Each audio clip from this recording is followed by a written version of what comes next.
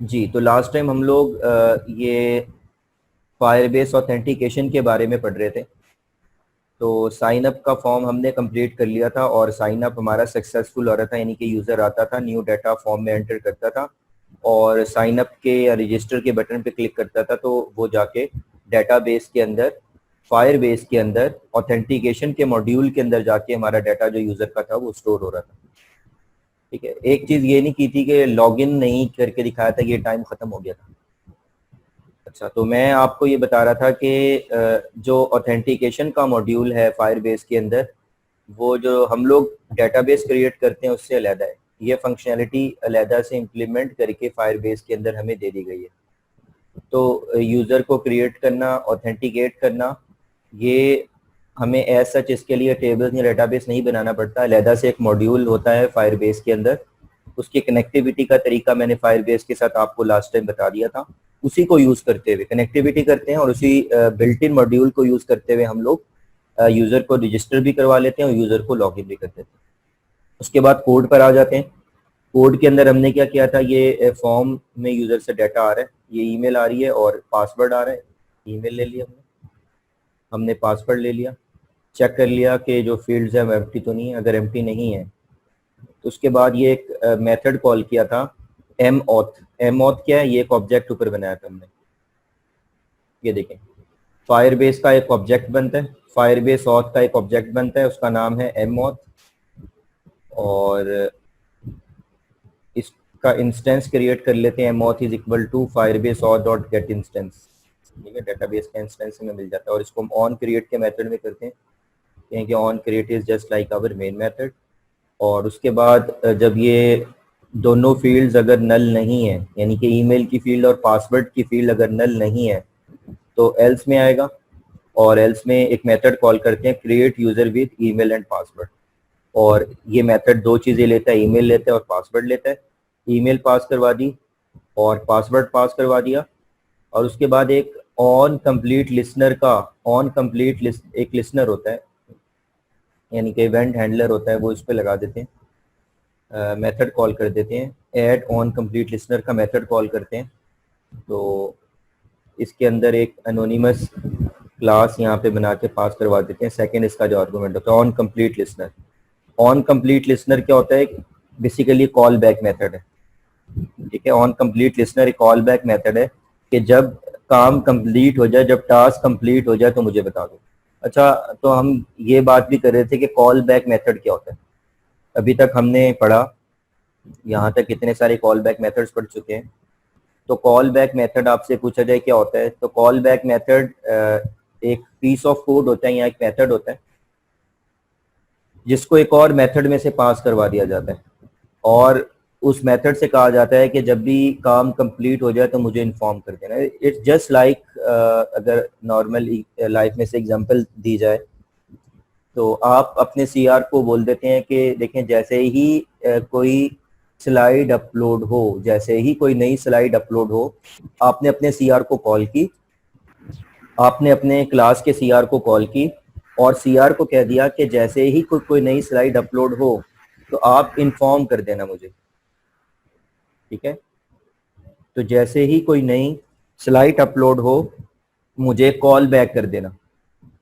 आप अपना काम कर रहे हैं, आपने कॉल करके उसको बोल दिया, उसको रजिस्टर कर दिया और आप अपना काम कर रहे हैं जो भी आप कर रहे थे। उसके बाद क्या होगा, जैसे ही वो टास्क होगा जिस टास्क का आपने कहा था, तो वो जो पीस ऑफ कोड था वो एग्जीक्यूट हो जाएगा। आपने क्या कहा था, आपने पीस ऑफ कोड ये पास करवाया था, ये बोला था सीआर को कि जैसे ही स्लाइड्स अपलोड हों आप मुझे इन्फॉर्म कर दीजिएगा। तो अब सीआर क्या आपको कॉल बैक कर रहे हैं, जैसे नॉर्मल हम कर रहे होते हैं नॉर्मल लाइफ के अंदर, कॉल करके बोलते हैं कि मुझे कॉल बैक कर देना। किसी पर्सन को कॉल करते हैं, फिर कहते हैं कि यार जब ये हो तो मुझे कॉल बैक कर देना तुम। ठीक है, मैं देखो मैं बहुत बिजी हूँ, मैं अपना काम कर रहा हूँ, मैं अपना काम जारी रखूंगा। ठीक है, मैं वेट नहीं कर रहा, लेकिन जब ये काम कंप्लीट हो जाए मुझे कॉल करके बता देना कि काम कंप्लीट हो गया। सही है, तो यही बेसिकली कॉल बैक मेथड है। This is call back method. एक पीस ऑफ कोड में से दूसरा पीस ऑफ कोड हम लोग पास करवा देते हैं और बता देते हैं, उसके अंदर उसकी इम्प्लीमेंटेशन दे देते हैं कि जब ऐसा हो, ये काम कंप्लीट हो, तो ये वाला मेथड है, इसको कॉल कर देना। तो ये बेसिकली कॉल बैक मेथड के अंदर हो रहा है। तो ये जो ऑन कंप्लीट लिसनर है, ये क्या करता है, जैसे ही काम कंप्लीट होगा ये इस मेथड को कॉल कर देगा। ऑन कंप्लीट का मेथड कॉल हो जाएगा, सही है।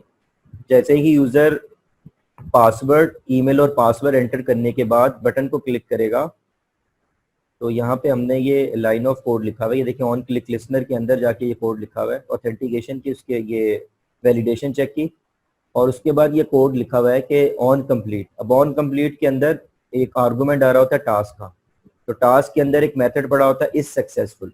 अगर सक्सेसफुल हो गया है तो ये खुद चेक करेगा कि टास्क सक्सेसफुल हो गया है, तो टोस प्रिंट कर दो यूजर रजिस्टर, और अगर टास्क कंप्लीट नहीं हुआ तो ये प्रिंट कर दो, एक और टोस प्रिंट कर लो, एरर वाइल रजिस्टरिंग यूजर। ठीक है, यूजर को रजिस्टर करने पर एरर है। ठीक है, तो ये लास्ट टाइम तक हम लोग कर चुके थे। अच्छा, इसके अंदर मैंने एक नई चीज़ ऐड की है, मैं आपको बता देता हूँ। अगर कोई मसला है मैं कोड शेयर कर देता हूँ, आपको बता देता हूँ। आई होप कि कोई इसके अंदर बहुत ज़्यादा काम नहीं हो। एक छोटी सी चीज़ मैंने ऐड की है, एक लॉगिन की एक्टिविटी ऐड की है मैंने। तो ये लॉगिन की एक्टिविटी ऐड करने के बाद दूसरा काम मैंने ये किया कि लॉगिन की एक्टिविटी को मैंने मेन एक्टिविटी बता दी। नाम मेन नहीं है, लेकिन लॉगिन हमारी मेन एक्टिविटी है। अच्छा, ये मे भी आप लोगों को ना पता हो कि एक एक्टिविटी आपने बना दी, उसके बाद जब नई एक्टिविटी ऐड करें, हम अब चाहते हैं कि जो नई एक्टिविटी ऐड की है वो हमारी फर्स्ट एक्टिविटी बन जाए। यानी कि जब प्रोग्राम रन हो तो पहले वो नई वाली एक्टिविटी रन हो, और जो पहले फर्स्ट थी वो सेकंड हो जाए, वो फर्स्ट पे ना आए। तो वो भी मैं आपको बता देता हूँ। ठीक है, मेन एक्टिविटी तो थी, ये कोड हम लोग कर चुके थे। उसके बाद लॉगिन की एक्टिविटी मैंने बाद में ऐड की। तो अगर बिल्कुल कोई स्टूडेंट कहता है कि बिल्कुल भी समझ में नहीं आ रहा, तो मैं ये डिलीट करके दोबारा लॉगिन की एक्टिविटी ऐड कर देता हूँ। ठीक है, काम लंबा हो जाएगा। आई होप कि आप लोगों को समझ में आ जाएगा। इसके अंदर कोई ऐसी चीज़ नहीं है। एक्टिविटी ऐड करना मैं आपको पहले बता चुका हूँ, जब इंटेंट के बारे में मैंने आपको बताया था जिस क्लास में, वहाँ पे एक्टिविटी को ऐड करना और नेविगेट करना भी मैंने आपको उसके अंदर बता दिया। सही है, तो ये मेन एक्टिविटी और एक्टिविटी मेन, ये दो फाइल्स पहले से एग्जिस्ट करती थी। उसके बाद जब मैंने लॉगिन एक्टिविटी ऐड की, तो उसके साथ एक्टिविटी अंडरस्कोर लॉगिन, ये इसकी एक्सएमएल क्लास है। तो ये एक्टिविटी मेन एक्टिविटी की एक्सएमएल क्लास है, और ये एक्टिविटी अंडरस्कोर लॉगिन, ये लॉगिन एक्टिविटी की जावा क्लास, जावा फाइल है। तो कैसे ऐड करते हैं ये आपको पता है।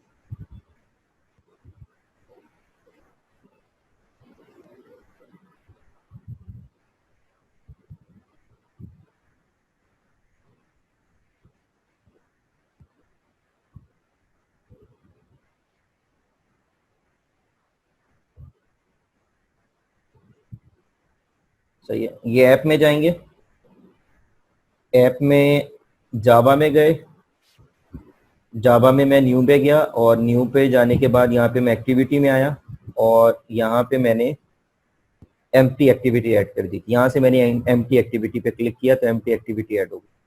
तो जैसे ही एम्प्टी एक्टिविटी ऐड हुई, नेम पूछता है, तो नेम मैंने एंटर कर दिया लॉगिन एक्टिविटी, उसका मैंने नेम एंटर कर दिया लॉगिन एक्टिविटी। और नीचे एक चेक होता है जो कि पूछ रहा होता है कि क्या आपने इसकी एक्सएमएल फाइल बनानी है, तो ऑलरेडी वो टिक होती है, तो उसको मैंने कुछ भी नहीं किया, वो टिक था, तो उसकी वजह से जब लॉगिन एक्टिविटी बनी तो इसके साथ ही लॉगिन एक्टिविटी की ये activity underscore login XML file भी बन गई। सही है। अब दूसरी चीज मैंने क्या की, मैंने लॉगिन एक्टिविटी को मैंने अपनी फर्स्ट एक्टिविटी बनाना था, लॉगिन एक्टिविटी को अपनी फर्स्ट एक्टिविटी बनानी, मेन एक्टिविटी बनाना था। तो एंड्रॉइड मैनिफेस्ट, यहाँ पे ऐप की सेटिंग्स होती है, इसमें गए देखें, सबसे पहले एप्लीकेशन का टैग होता है, एप्लीकेशन से रिलेटेड जो परमिशंस होती हैं वो यहाँ पर है। उसके बाद एक्टिविटी का टैग, दो एक्टिविटी के टैग हैं, ये फर्स्ट एक्टिविटी का टैग यहाँ से स्टार्ट हो रहा है और यहाँ पे जाके स्टॉप हो रहा है। उसके बाद ये सेकेंड एक्टिविटी का टैग है, वो यहाँ से स्टार्ट हो रहा है, यहाँ पे जाके स्टॉप हो रहा है। तो दो एक्टिविटीज हैं, दो एक्टिविटी के टैग। हमारे इस प्रोजेक्ट के अंदर दो एक्टिविटीज हैं और दो एक्टिविटी के टैग। तो फर्स्ट एक्टिविटी का टैग, इसका नेम बता दिया लॉगिन एक्टिविटी, इसका नाम लॉगिन एक्टिविटी। और इंटेंट फिल्टर, ठीक है, परमिशंस बेसिकली होती हैं। तो यहाँ पे देखें एक्शन, इस एक्टिविटी के अंदर एक्शन क्या है, name is equal to Android dot intent dot action dot main. इसका मतलब ये है, इस लाइन का मतलब ये है कि ये जो एक्टिविटी है, जिस एक्टिविटी के टैग के अंदर ये लाइन लिखी हुई है, इसका मतलब ये है कि ये हमारी मेन एक्टिविटी है। और ये जो सेकंड लाइन है, इसका मतलब Android dot intent dot category dot launcher, तो ये जो हमारी एक्टिविटी है इसकी टाइप क्या है, इसकी कैटेगरी क्या, लॉन्चर एक्टिविटी है। लॉन्चर एक्टिविटी वो एक्टिविटी होती है जब आपका प्रोजेक्ट रन होता है, सबसे पहले जो एक्टिविटी लॉन्च होती है वो हमारी लॉन्चर एक्टिविटी होती है। तो हमने बता दिया ये हमारी लॉन्चर एक्टिविटी। तो पहले ये जो लाइन ऑफ कोड था ये मेन एक्टिविटी के टैग के अंदर था, सही है। तो अब ये लॉगिन एक्टिविटी के टैग के अंदर आ गया। बस मैंने कुछ भी नहीं किया, मैंने दोनों का नेम चेंज कर दिया। जो ने मेन एक्टिविटी का था वो लॉगिन एक्टिविटी का रख दिया, और जो लॉगिन एक्टिविटी का था वो मेन एक्टिविटी का रख दिया। अब देखिए मेन एक्टिविटी के अंदर ऐसी कोई लाइन नहीं लिखी हुई, यहाँ पे नहीं लिखा हुआ कि ये मेन एक्टिविटी है, यहाँ पे ये परमिशन नहीं दी हुई कि लॉन्चर एक्टिविटी, सही। तो मेन एक्टिविटी जो थी वो हमारी जो बाय डिफॉल्ट मेन होती है उसको मैंने हटा दिया मेन से, और लॉन्चर से भी हटा दिया, और एक नई एक्टिविटी ऐड की लॉगिन एक्टिविटी, उसको मैंने मेन एक्टिविटी और लॉन्चर एक्टिविटी बना दी। तो ये एंड्रॉयड मैनिफेस्ट में जाके ये वाली सेटिंग आप लोग चेंज कर सकते हैं। उसके बाद ये लॉगिन पे आए। लॉगिन के अंदर मैंने ये सिंपल सा काम किया है, ये प्रीव्यू में मैं आपको दिखा देता हूँ। Alt 1 मैं हाइड कर देता हूँ साइड विंडो को। इसके अंदर मैंने एक लीनियर लेआउट ली, और लीनियर लेआउट की ओरिएंटेशन मैंने वर्टिकल कर दी, यानी कि यूँ वर्टिकल मैं चाहता हूँ एलिमेंट्स एक दूसरे के ऊपर नीचे हों, और ग्रेविटी इसकी मैंने सेंटर कर दी ताकि स्क्रीन के सेंटर पे आ जाए जो भी कंटेंट है। एक एडिट टेक्स्ट लिया ईमेल के लिए, एक एडिट टेक्स्ट लिया पासवर्ड के लिए, और एक बटन ले लिया लॉगिन के लिए, सही है। तो ये हमारा कोड है, 3 इसके अंदर यूआई की विजेट्स हैं। उसके बाद इसकी जावा की क्लास में गए, और जावा की क्लास के अंदर देखें ये सबसे पहले इसके ऑब्जेक्ट्स बनाए, ईमेल, पासवर्ड, लॉगिन बटन, तीनों के ऑब्जेक्ट्स बना लिए। और ऑब्जेक्ट बनाने के बाद यहाँ पर देखें वही काम किया, फायरबेस ऑथ का ऑब्जेक्ट बनाया, और फायरबेस ऑथ के ऑब्जेक्ट के अंदर मैंने गेट इंस्टेंस का मेथड कॉल किया, और जो रिजल्ट आ रहा है उसको एम ऑथ के अंदर स्टोर करवा लिया। ठीक है, ये फायरबेस का बेसिकली ऑब्जेक्ट बन रहा है, जो डेटाबेस है उसका ऑब्जेक्ट बन रहा है यहाँ, सही। और अब इसके लिए मेथड कौन सा कॉल होता है, जैसे जब यूजर क्रिएट करते हैं, create user with email and password का मेथड कॉल होता है, इसी तरह से यहाँ पर जो मेथड कॉल होता है वो होता है sign in with email and password, sign in with email and password, सही है। तो यहाँ पे देखिए मैंने कोड थोड़ा सा चेंज किया है।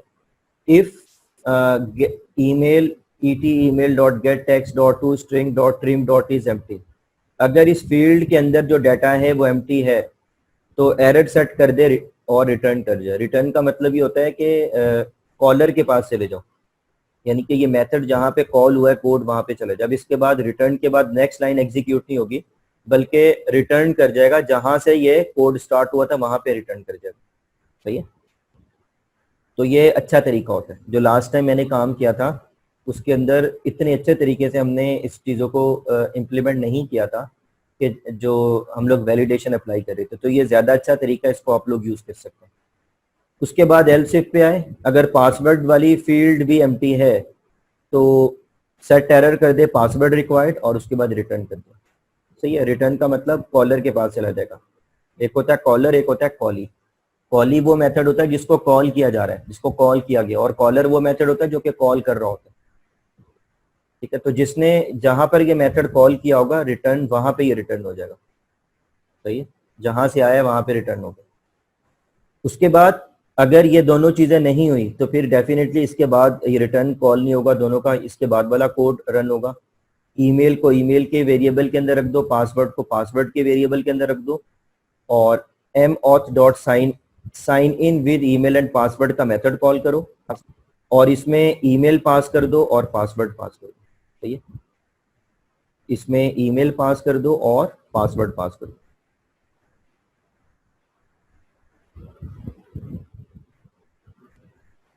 सही है। और इसके बाद ऑन कंप्लीट लिसनर लगा दिया, इसके ऊपर डॉट ऑन कंप्लीट का लिसनर लगा दिया, वही तरीका जैसे हमने ऑन क्रिएट के ऊपर किया था। और ऑन कंप्लीट पे क्या हो, चेक करें क्या सक्सेसफुल है। अगर सक्सेसफुल है तो टोस्ट प्रिंट कर दो यूजर लॉगिन, और अगर सक्सेसफुल नहीं है तो टोस्ट प्रिंट कर दो यूजर नॉट एग्जिस्ट। सही है। रियल लाइफ में आप लोग क्या कर रहे होंगे, बेसिकली यहाँ पे नेविगेट कर रहे होंगे। अगर सक्सेसफुल है तो इसके बाद आप लोग नेविगेट करवा रहे होंगे नेक्स्ट मेन एक्टिविटी के ऊपर, कोई आपकी मेन एक्टिविटी होगी उसके ऊपर नेविगेट करवा रहे होंगे। सही है। उसके अंदर डेटाबेस में डाटा किस तरह से स्टोर करें, किस तरह से रिट्रीव करें, वो काम मैं अभी आपको नहीं करवा रहा। ऑथेंटिकेशन वाला कंप्लीटली पार्ट यहाँ पर हमारा कंप्लीट हो गया। जो फायरबेस की ऑथेंटिकेशन का जो कंप्लीट पार्ट था वो यहाँ पर हमारा कंप्लीट हो चुका है। ऑथेंटिकेशन वाला पार्ट लास्ट टाइम भी मैंने बताया था कि मैं आपको ऑथेंटिकेशन करवा रहा हूँ। ऑथेंटिकेशन के अंदर डेटाबेस के साथ कनेक्टिविटी, फायरबेस के साथ कनेक्टिविटी, और फायरबेस में यूज़र को क्रिएट करना और यूज़र को ऑथेंटिकेट करना, ये सारे काम यहाँ पे होगा। सही है। तो ये चीज़ें यहाँ पर होगी। तो यहाँ पे मैं टोस्ट प्रिंट कर रहा हूँ, लेकिन रियल लाइफ के अंदर जब रियल एप्लीकेशन कोई बना रहे होंगे आप, तो यहाँ पर आप इस सक्सेसफुल पे किसी नई एक्टिविटी पर आप लोग मूव करवा देंगे जो आपकी मेन एक्टिविटी हो। अब डेटाबेस पे जाने से पहले डेफिनेटली डेटाबेस से पहले आप लोग यूआई डिज़ाइन करते हैं, और एक टिपिकल जो एप्लीकेशन होती है, टिपिकल मोबाइल एप्लीकेशन होती है, उसके अंदर एक सिंपल या सिंगल स्क्रीन नहीं होती। एक सिंगल स्क्रीन नहीं होती, मल्टीपल स्क्रीन्स होती हैं। जब मल्टीपल स्क्रीन्स होती हैं तो हमें नेविगेशन के ऊपर जाना पड़ता है कि नेविगेट किस तरह से करवाना है। अगर आप याहू की ऐप देखें, याहू की जो अपनी ऐप ऑफिशियल मोबाइल ऐप है, उसके अंदर जाएं तो उसके अंदर देखें नीचे बॉटम नेविगेशन बार आ रहा होता है। आपने इनबॉक्स में जाना है, आपने कौन से मॉड्यूल पे जाना है एप्लीकेशन के, तो जिस मॉड्यूल पे क्लिक करते हैं वो वाला ऊपर एक्टिव हो जाता है। सही है। तो इस टाइप का बेसिकली मैं आपको लुक बताना चाह रहा हूँ। इस चीज़ को इम्प्लीमेंट करना चाह रहे तो डेफिनेटली बहुत आसान नहीं है, बहुत मुश्किल भी नहीं है, बहुत ज़्यादा मुश्किल भी नहीं है, और बिल्कुल आसान भी नहीं है कि आपको पहली दफ़ा आप लोग देखें और समझ में आ जाए। अच्छा हाँ, करेंगे, आप साथ साथ काम कर रहे होंगे, आप कोड कर रहे होंगे तो आपको डेफिनेटली समझ में आएगा, तो सिर्फ देखने से समझ में नहीं आएगा। ठीक है। तो यूआई के अंदर हम एक नया टॉपिक पढ़ेंगे, थोड़ी सी कॉम्प्लेक्स यूआई, बहुत कॉम्प्लेक्स नहीं है।